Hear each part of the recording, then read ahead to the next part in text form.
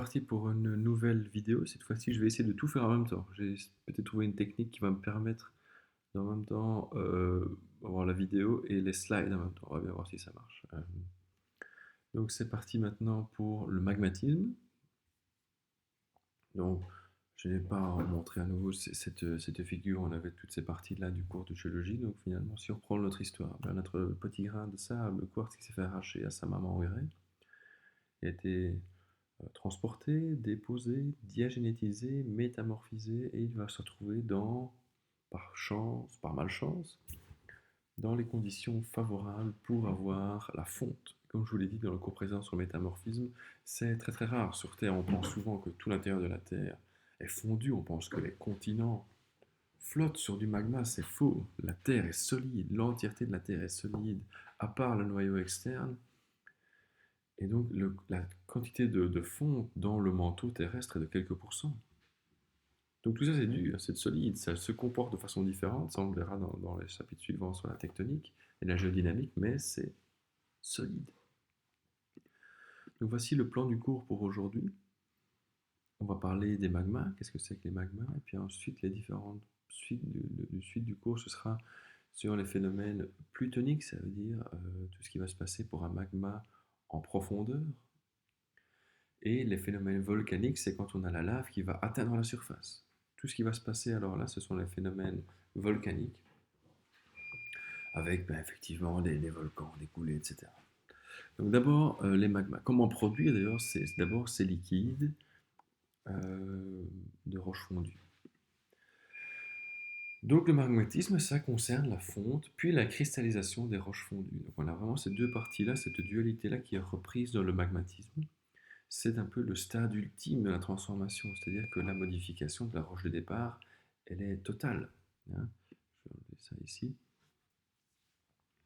Vous n'allez pas du tout retrouver la moindre structure de la roche de départ après la fonte. Et pourquoi? Eh bien, c'est ce qu'on avait commencé à voir pour le métamorphisme, c'est que ça passe par une phase liquide, mais aussi parce que la fonte est partielle, c'est-à-dire qu'on ne va prendre qu'une petite partie, certaines parties de la roche, certains constituants, certains minéraux en particulier vont fondre, ça va faire un liquide qui va pouvoir se déplacer, cristalliser ailleurs. Donc on comprend bien effectivement tout ce qui était de la roche de départ, la seule chose qui va se retrouver, ce sont certains éléments. Et donc finalement, d'une certaine façon, avec le magmatisme, on boucle un peu le circuit géologique. Hein. On a tout ce cycle qui est passé depuis l'altération, l'érosion, jusqu'à la cristallisation d'un magma. Effectivement, on aura fait à peu près le cycle que je vous ai remis ici. Donc là aussi, vous avez cette idée que le magmatisme va clore le cycle géologique habituel. Le magma qui va faire des roches qui vont elles-mêmes pouvoir à nouveau se faire éroder, altérer, etc.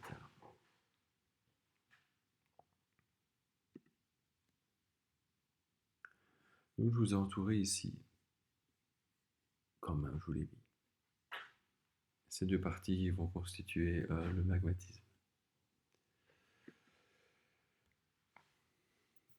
Donc actuellement sur Terre, on en avait parlé pour le métamorphisme, la fusion n'est jamais totale. C'est injouable actuellement sur Terre d'avoir ça. C'est arrivé au début de l'histoire de la Terre, ça va arriver dans certaines planètes au début de leur histoire, mais actuellement la Terre est assez vieille d'une certaine façon, et donc c'est impossible d'avoir de la fonte totale. Donc à une certaine température, un magma peut contenir aussi du matériel qui est non fondu, il peut incorporer, certains éléments peuvent tomber dedans, vont rester cristallisés, ne vont pas fondre.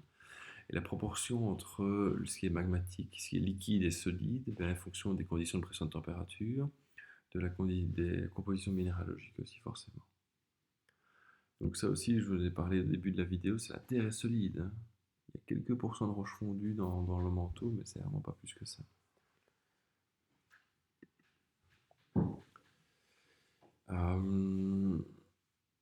Et donc ça aussi on a déjà parlé, donc je ne vais pas repasser trop de temps, c'est que la fusion de la croûte et du manteau ne se fait que dans certaines conditions bien particulières, qui va notamment aussi dépendre un peu de la stabilité, qu'est-ce qui est stable à telle température, etc.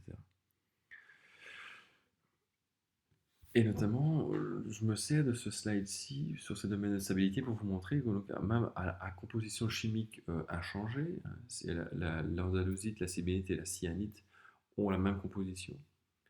Donc, en fonction des conditions de pression de température, eh bien, on peut avoir certaines associations, ou la façon d'associer tous ces éléments-là va changer. C'est pour ça que on a une espèce minérale qui est différente, même si la composition est la même. Eh bien, de même, de façon similaire, les moments où un minéral va entrer en fusion ou s'il est fondu, va cristalliser, vont varier aussi en fonction des conditions de pression et de température. Donc chaque minéral fond à une température donnée. Si un liquide, donc une roche fondue, un magma se refroidit, ben, il y a aussi un moment à partir duquel on va cristalliser tel minéral, puis tel autre, puis tel autre. Donc chaque minéral va aussi avoir son point de fusion, mais aussi son point de cristallisation. Donc voilà des graphiques simples qu'on peut faire avec ça en fonction de la pression et de la température. Donc vous voyez que pour des faibles températures ou des températures plus importantes, mais si la pression est très forte, eh bien on a le domaine solide. Ça veut dire que soit pour ces conditions-là, ça reste minéralisé, cristallisé, ça n'a pas fondu, soit ça va fondre. Si on arrive à passer cette courbe solidus, et bien là on est dans le domaine du solide et du liquide, c'est-à-dire que certains éléments fondent, d'autres pas. Et si on dépasse la courbe solidus vers la droite, si on la perce depuis la gauche vers la droite, là on arrive dans le liquide total, c'est-à-dire que là on a réussi à avoir la fonte totale. Hein, comme mentionné déjà plusieurs fois, c'est que jamais sur Terre on arrive à passer la courbe liquidus d'une roche actuellement sur Terre. Donc il y a toujours des parties qui vont rester solides, donc on va au maximum passer la courbe solidus.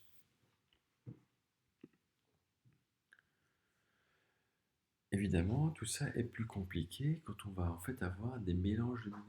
C'est ça que vous avez parlé quand j'avais parlé de la fin du cours de métamorphisme, qu'on allait avoir des phases très compliquées. Ben, ce sera ça, c'est quand on a des assemblages de minéraux, vous allez voir, c'est assez complexe. On ne va pas faire ça tout de suite. D'abord, on va parler simplement comment est-ce qu'on arrive à avoir des roches qui vont fondre. Donc on va vraiment y aller doucement. Et on va voir que, en plus des fluctuations de pression et de température, donc voilà, si on reprend ce graphique cible, effectivement, si je reste à la même pression, je change la température, je peux passer dans le solide et liquide.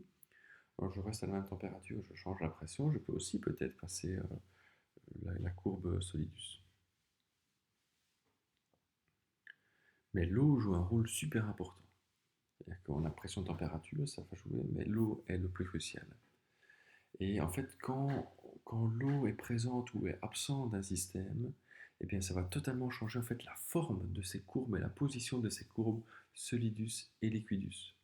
Donc la forme même et la position de ces courbes-là est totalement changée s'il y a de l'eau ou pas dans le système. L'eau va abaisser la température de fusion et aussi abaisser la température de cristallisation. Donc ça va jouer en tout cas pour la partie ici pour générer des magmas, ça va faciliter la fonte. Donc ça va fondre plus vite. Avec une température plus basse, on peut déjà fondre. Mais aussi, ça va abaisser la température de cristallisation. Donc ça va retarder la cristallisation. Il faudra aller à une température plus basse que prévu pour aussi arriver à cristalliser. Et donc en fait, voilà un peu les courbes qui vont exister en fonction si l'eau est présente ou pas. Donc ici, vous allez avoir avec ces tiretés, vous voyez donc ces courbes solidus et liquidus quand il n'y a pas d'eau dans le système, donc c'était celle qui était orientée comme ça, comme on avait tout à l'heure, hein, elles étaient plus courbes tout à l'heure. Donc, si vous avez en rouge pour un granit, donc anhydre sans eau, hein, en bleu pour un basalte et en vert pour une péridotite, donc dans ces conditions habituelles dans lesquelles il n'y a pas d'eau. Et dans les cas très rares où il y a de l'eau, voilà où vont passer les courbes. Elles passent vraiment dans une autre forme et une autre partie du graphe. Et donc ça veut dire, hein, vous avez ici, ce sont les courbes, ici, les courbes solidus. Donc si on se trouvait par exemple à 1000 degrés et à une pression ici, vous avez en tireté de 50 km de profondeur, donc une pression en gros de 1,6 gigapascal. À 1000 degrés et 1,6 gigapascal, on n'a dépassé aucune des courbes solidus, donc le granit, le basalte, la péridotite sont toutes solides. S'il y a de l'eau dans le système, vous voyez qu'à 1000 degrés et 1,6 gigapascal, On a clairement dépassé la courbe du granit hydraté et du basalte hydraté. Et on est juste à la limite pour la péridotite. Ça veut dire que les trois peuvent fondre à cette pression-température s'il y a de l'eau. S'il n'y a pas d'eau, ils ne sont pas du tout fondus. En tout cas, ils ne peuvent pas démarrer leur processus de fond. Est-ce qu'on parle des courbes solidus, pas des courbes liquidus, qui sont beaucoup plus loin et inatteignables sur Terre actuellement. Ça veut dire que là, si on incorpore ces trois choses qu'on vient de voir, ces trois mécanismes-là, ben on peut comprendre qu'on peut avoir trois façons de faire fondre une roche. Température anormale, changement de pression soudain, de l'eau. Et donc vous avez ici ces trois phénomènes qui sont repris dans un graphique que j'aime bien, que j'ai modifié parce que je trouve que comme ça il est plus clair. Donc vous avez en axe X, vous avez l'évolution de la température, donc qui va croissant vers la droite, et vous avez ici vers le bas la pression qui augmente aussi. Et donc ce que vous avez, la courbe noire, vous représente un cas habituel, vous représente en gros le chemin de métamorphisme régional de chaînes de montagne. Donc ce cas de métamorphisme habituel, dans lequel une roche va être progressivement amenée à des profondeurs différentes et donc va aussi progressivement augmenter sa chaleur, puisque tout ça prend du temps, donc on attend d'avoir un équilibrage de la température aussi. Et vous voyez que ce chemin en noir ne va jamais passer la courbe solidus. Donc dans ce cas habituel, dans ce cas normal, je vais dire, de fluctuation des conditions de température pour une roche qui subit le métamorphisme régional, eh bien jamais dans ces conditions, en fait, vous n'arrivez à la faire fondre. C'est pour ça que les roches, en général, dans le manteau, sont non fondues. Elles ne passent pas par les conditions qui permettent de la faire fondre, et donc elles sont solides. Mais on voit ici trois cas dans lesquels on peut arriver à percer cette courbe solidus. La première, peut-être la plus simple à envisager, c'est un transfert de chaleur. Vous avez ici, en fait, on reste à pression similaire, mais on augmente la température de façon anormale, et donc on arrive à toucher la courbe solidus, à la percer, donc à fondre un petit peu. Comment peut-on avoir ce phénomène-là? Eh bien, c'est ce que je vous montre ici. C'est par exemple, on a une source mantélique, on a une partie du manteau très profond qui a beaucoup plus forte chaleur qui remonte. On va voir dans les courses en tectonique comment ça peut arriver. Il est instable, il est trop chaud, il remonte, il est instable et il vient en remontant. Il va venir chauffer, s'il reste un petit peu à cet endroit-là, il va venir chauffer les roches à cet endroit-là, qui peuvent alors se voir chauffer anormalement pour les gammes de pression dans lesquelles elles se trouvent, et donc vont pouvoir fondre. Par contre, ce panache, cette remontée de manteau, qu'est-ce qui va lui arriver? Eh bien, en fait, comme elle remonte, elle est très chaude et elle remonte, eh bien, elle va avoir des pressions plus faibles. Mais rappelez-vous, les roches ont une très mauvaise conductance de la chaleur. Ça veut dire que les changements de pression sont instantanés, mais pour perdre sa chaleur ou en gagner, ça prend du temps. Donc, si la roche qui était instable, elle remonte vite, elle va arriver à un moment où elle a perdu peut-être 10-15 degrés, mais elle remontait des pressions qui sont très faibles. Tant et si bien elle se trouve maintenant dans des conditions, vous voyez ici, où on est bien en dessous de 25 kilobars, mais toujours à plus de 1400 degrés, ce qui permet en fait aussi de percer la courbe solidus. Et donc on peut avoir une fonte par ce phénomène qu'on appelle la décompression adiabatique. La température n'a pas beaucoup changé puisque les roches ont une mauvaise conductance, donc les roches sont remontées, elles ont perdu quelques degrés mais pas assez. Par contre, instantanément la pression est plus faible. Donc on a une roche qui est très chaude, qui va se retrouver à faible pression par ces mouvements tectoniques ou par cette géodynamique de la Terre, donc peut fondre. Et le troisième cas, eh bien, c'est par hydratation. Si vous amenez de l'eau dans le système, directement on passe de la courbe anhydre à la courbe hydratée. Pourquoi la plupart des roches sont anhydres? Eh c'est parce qu'en fait, dans le manteau, la quantité d'eau, elle est à 0,1%. Donc il n'y a pas d'eau. Et donc on n'a pas de courbe hydratée. Dans certains cas, on peut amener de l'eau. notamment par les subductions, par des chevauchements en cas de formation de chaîne de montagne, et par métamorphisme. Le métamorphisme peut libérer de l'eau qui peut faire fondre les roches. Et donc, sans forcément modifier les conditions de pression et de température, vous pouvez, si loin, si de l'eau arrive dans le système, et vous pouvez faire fondre les roches.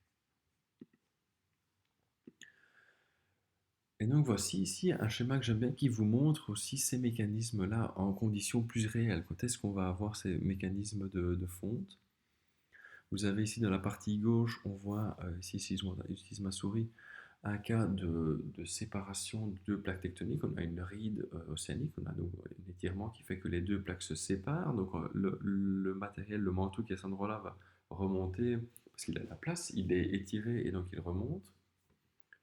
En remontant, qu'est-ce qui se passe? Ben, il va perdre de la pression, mais pas beaucoup de température, donc il va subir la décompression diabatique et fondre. On peut aussi avoir un panache mantélique, je vous avais dit, qui est instable, qui va remonter ici, qui lui va fondre par décompression diabatique, mais qui va aussi amener de la chaleur anormalement ici dans la partie supérieure du manteau, qui peut aussi faire fondre cette partie-là.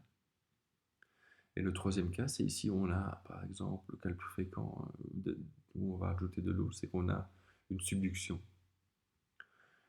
On a donc des sédiments océaniques qui sont regorgés d'eau, qui n'ont pas été fort diagénisés ou métamorphisés, qui sont amenés dans le manteau, ici.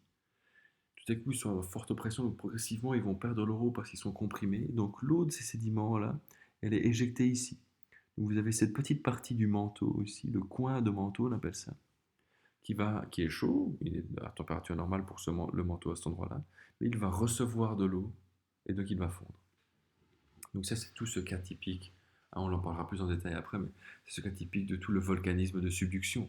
Si vous prenez toute la chaîne des Andes, eh bien, c'est à la fois une chaîne de montagnes, mais surtout aussi du volcanisme à cause de toute la subduction de la plaque pacifique qui plonge sous les plaques américaines. Donc voici ici ces cas où on peut avoir ici ce volcanisme par adjonction d'eau. Vous avez en fait là la plaque qui plonge, les sédiments et le basalte gorgé d'eau qui sortent l'eau à cause de la pression très forte. L'eau arrive ici dans cette partie du manteau qui se voit alors changer de courbe, on passe à la courbe hydratée. C'est ce phénomène de fusion partielle du manteau, métasomatose, qui amène des poches de magma qui vont pouvoir remonter et créer peut-être aussi des volcans. C'est vraiment typique de la subduction avec les Andes. Et on peut avoir ce phénomène-là par hydratation simplement dans une chaîne de montagne. Comment ça va se passer? Rappelez-vous, j'avais commencé à parler avec vous qu'une chaîne de montagne, c'est un empilement de crêpes. C'est un empilement de morceaux de charriage et de roches plissées faillées. Elles sont toutes charriées, plissées, faillées.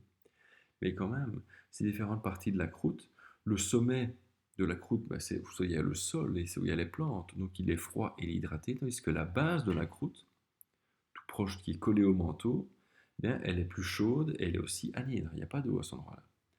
Si vous avez un chevauchement de ces deux parties de la croûte-là, les unes sur les autres qui s'empilent comme ça, vous allez à un moment avoir ici, si vous voyez avec ma souris, un endroit où on a une partie froide et hydratée qui est en contact avec une partie qui était plus chaude et anhydre de la croûte. La partie froide et hydratée se trouve en profondeur à cause du fait qu'on empile toutes ces couches de charriage l'une sur l'autre.